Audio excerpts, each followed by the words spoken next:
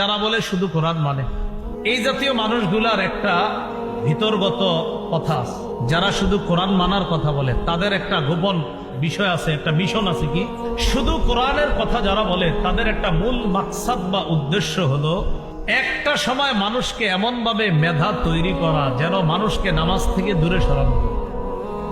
আপনারা কিভাবে এটা আমার বলতে পারেন যে হুজুর কিভাবে এটা? পুরা কোরআনের কোথাও আপনি পাবেন না আমরা যে নামাজে রুকু করি যেইভাবে এইভাবে রুকু করতে হবে, কোরআনের কোথাও নাই। আমরা যে নামাজে সেজদা করি এইভাবে সেজদার কথা কোরআনে কোথাও নাই। তো আপনি এইভাবে রুকু সেজদা কেন করেন? এটা কোরআনের ব্যাখ্যা হাদিসে আছে। বলেন এটা কোথায় আছে কোরআনের ব্যাখ্যা? এখন প্রশ্ন এসে যাবে, হুজুর কোরআনের কথা এটা যে হাদিসের মধ্যে ব্যাখ্যা আছে, হাদিস যে মানতে হবে, এটা কি কোরআনের কোনো আয়াতে আছে? হ্যাঁ, এটাও আছে। সূরা হাশরের ৭ নম্বর আয়াতে আছে। আল্লাহ বলেছেন, মা আতা কুমুর রসুলু ফাখুযু, রসুল যা দেন তা গ্রহণ করো। ওমা নাহাকুম আনহু ফান্তাহু, যা থেকে নিষেধ করে তা থেকে বিরত থাকো। খুব সহজে বুঝেন। শুধু কোরআন মানে যারা, এই জাতীয় লোক যদি এসে আপনারে বুঝায় শুধু কোরআন মানো হাদিস মানবা না, তখন আপনারে বুঝাইবে কোরআন কি যথেষ্ট না? আপনারা বলবেন, আপনি চিন্তায় পড়ে যাবেন যে কোরআন কি আসলে হ্যাঁ, কোরআন তো আসলেই যথেষ্ট।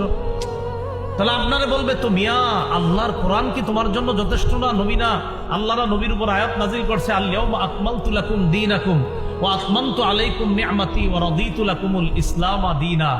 আজ আমি দিন পরিপূর্ণ করে দিলাম।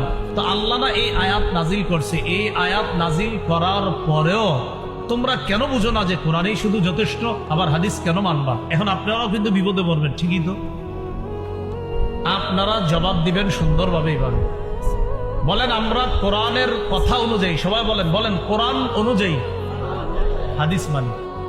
আর একটু বাড়ায় বলবেন, বলেন কোরআনের নির্দেশনা অনুযায়ী হাদিস মানি। বলেন তো আমরা হাদিস মানি কিসের নির্দেশনা অনুযায়ী? এখন আপনারা বলবে কোরআনের কোন জায়গায় আছে হাদিস মানার কথা? তখন বলবেন সূরা হাশরের ৭ নম্বর আয়াতে আছে। আল্লাহ বলেছেন, রসুল যা দেন তা গ্রহণ করো, যা থেকে নিষেধ করে তা থেকে বিরত থাকো। আমাদের নবী আমাদেরকে কোরআনও দিয়ে গেছে, সুন্নাও দিয়ে গেছে। কোরআন মানতে হবে, এটা আল্লাহ কোরআনে বলে দিয়েছে।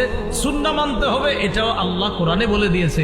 অতএব কোরআন আর হাদিস মানা মানিও কোরআন মানা, কোরআন মানা মানি হাদিস মানা, আর কোরআন হাদিস মানা মানিও কোরআন হাদিস মানা।